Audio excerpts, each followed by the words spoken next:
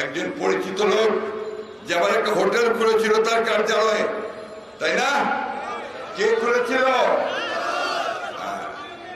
সে ছাত্রদের অভ্যুত্থানকে রুখে দেওয়ার জন্য ঢাকা বিশ্ববিদ্যালয়ে গিয়ে বলল আমি দেখে নেব।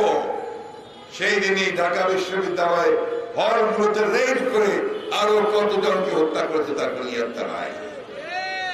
বন্ধুগণ, ইতিহাস বড় নির্মম, আল্লাহ তাআলার বিচার বড় নির্মম। আল্লাহ তাআলা আমাদের চোখের সামনে, তাদের চোখের সামনে দেখিয়ে দিল যে ক্ষমতা চিরস্থায়ী নয়, ক্ষমতা ক্ষণস্থায়ী।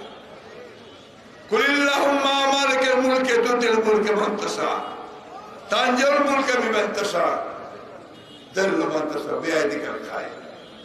মনে আছে আপনাদের? আমি আমিরকে ফকির করতে পারি, ফকিরকে আমির করতে পারি, জীবিতকে মৃত করতে পারি, মৃতকে জীবিত করতে পারি। আমাকে তোমরা অস্বীকার করো।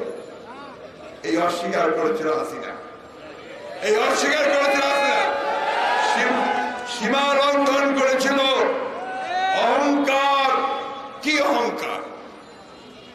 আমার মনে আছে এখন আপনার 2014-তে যখন সমগ্র দেশ চাচ্ছিল যে নির্বাচনটাকে স্থগিত করে দিয়ে বিএনপির সঙ্গে আলাপ করে কেয়ারটেকার গভর্নমেন্টের নির্বাচন হোক, তখন তিনি একই অবস্থা নিয়ে সবাইকে একেবারে অসম্মান করেছিলেন।